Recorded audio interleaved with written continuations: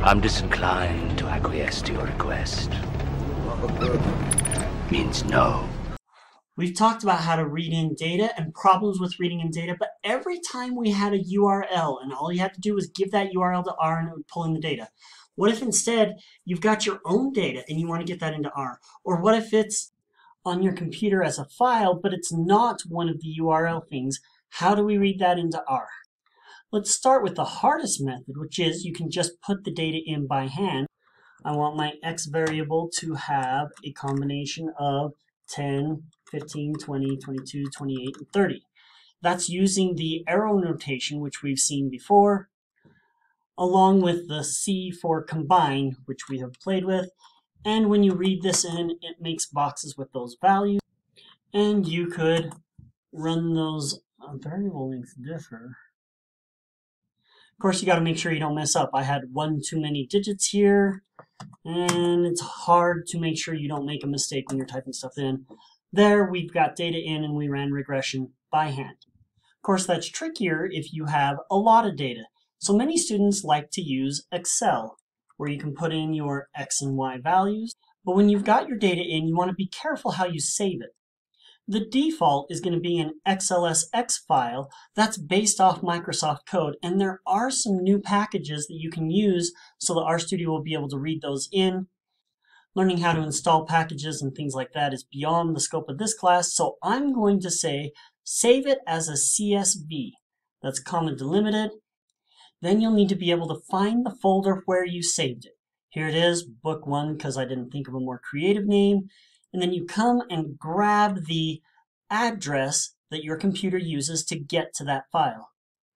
For Mac users, it's different. As I understand, there's a way that you can click on the file properties to see the file path name. And then we go back to our read.table command and put it in. This won't work for a couple of reasons. The most important is related to these slashes.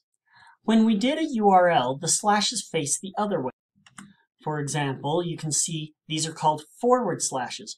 To access files on your computer, they use backslashes, and the backslash has a special computer program use. It's called the escape character. You can blame computer science. There's two ways to handle this. One is to switch these to be forward slashes. And I forgot I put in the file path name, but not the name of the actual file. So let's see if this fixes it. Please. Oh, good, because I didn't want to have to back up the video to fix that again. There is another way to do this same thing, and we have another problem that I'm going to talk about in just a second. But instead of forward slashes, you can do backslashes, and that will also read it in. Now, the other problem that we have is this is comma delimited. So when we run this, if I look at my data, it's put everything together because it didn't recognize it was separated by the comma. You can probably guess where I'm going with this. We just need to tell it it's separated by commas, and then our data looks like it should. Here, where we were doing the other types of slashes, separating comma, and that fixes it.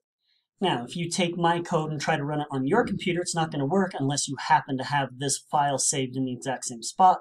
But for me, on my computer, it will work because it'll be able to find that file. There is a function called read.csv, which might be simpler, but I'm trying to keep this down to only a few commands. And so read.table is what we've used before. Here's how it would work in this case. Let me show you how I could do the same thing without Excel, just using Notepad. You'll notice I put spaces between these.